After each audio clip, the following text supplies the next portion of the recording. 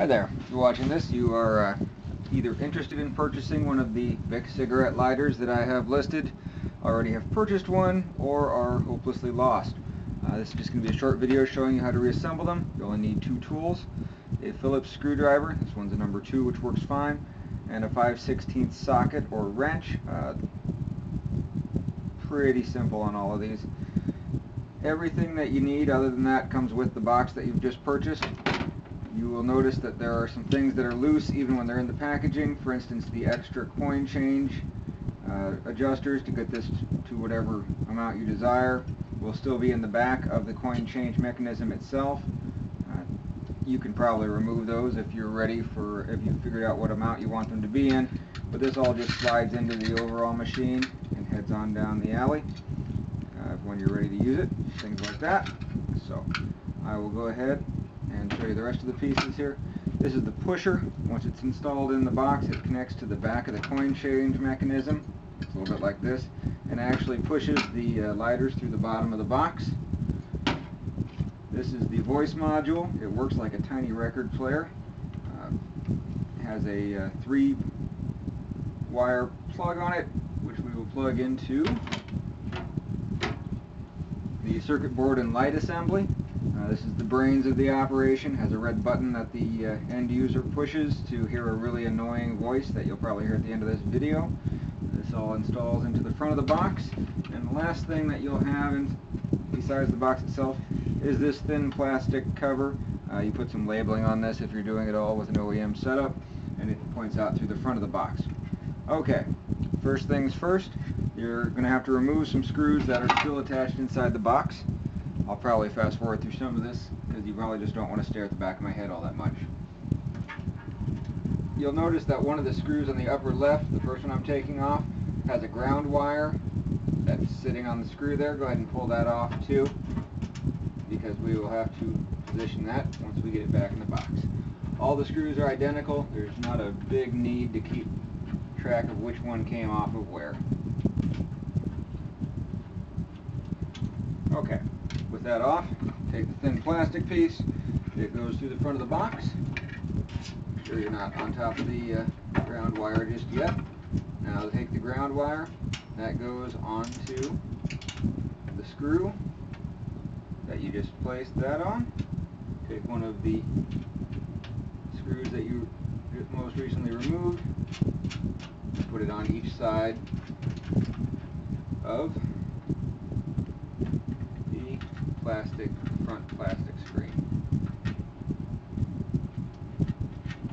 Since I'm just installing this for the purposes of a video, I'm not going to tighten these down. That's what you would use your 5/16 socket for. When you're installing the control panel here, everything but the red dot points in. When you're positioning the plexiglass panel, it goes between the two screw holes. So it can be a little bit tricky to get started.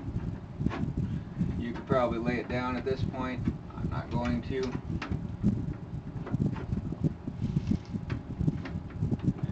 Keep an eye on the front of the box. You can make sure that the red dot pokes through.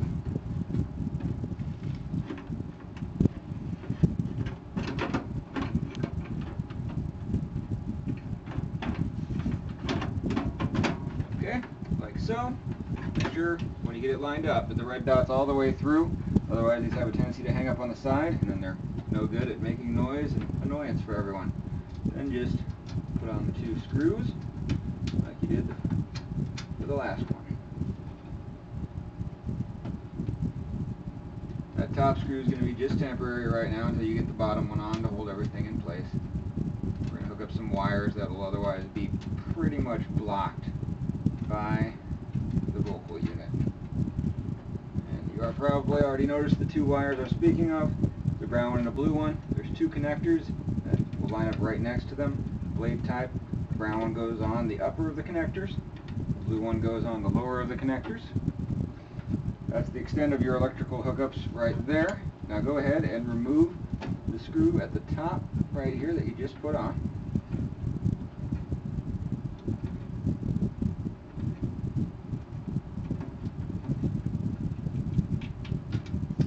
Your control box, you can already see where the screw hole is. Before you actually put it on, go ahead and install your electrical connection. There's only one way that fits well. Then put your mounting bracket on top of the same little screw. Everything gets held together pretty efficiently in the box. And tighten it down. When you tighten it down, make sure that your vocal module is not tilted in such a way that the door is going to be impacting it or things like that. Like I said, it is like a teeny tiny record player, so it doesn't need to have any more jarring done to it than can be avoided. Tighten that one down just because otherwise it'll flop around on me. Means that we're ready for the coin mechanism. Easiest to take the tray out. There are a couple plates in the back of the coin mechanism. Once you take the top two screws out, they'll be able to move wherever they wish, so just be mindful of those. There is also only one way to fit those in if you drop one, so don't be too worried about it. There's 4 screws in the mechanism itself that connect it to the box.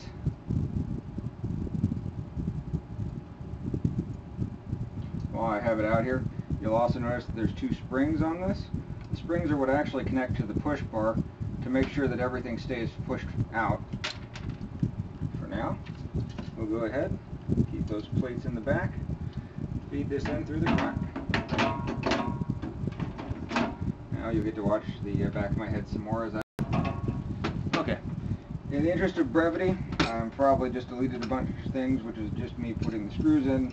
As you can see, everything's fixed now. We're going to take the slide tray that actually accepts the coins, push that into its position through the front of the box. As you can see, it goes through that far right now, so there's no coins to activate the rest of the changer. That's good.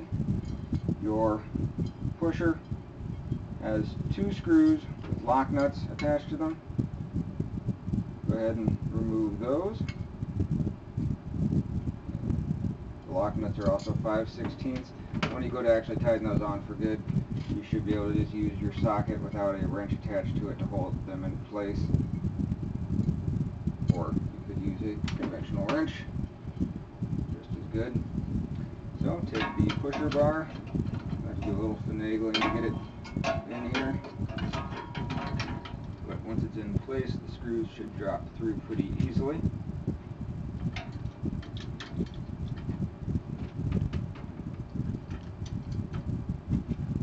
Come back. Okay, with the screws and everything on the pusher in place, we have one more step, just to take the 2 springs that go alongside it.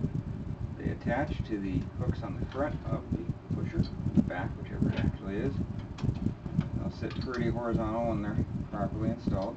That controls the front and back action. You'll take the power cord here to demonstrate that everything works. Good. Plugged in. See, we have flashing lights up front, one constant light in the back, and if we push the button,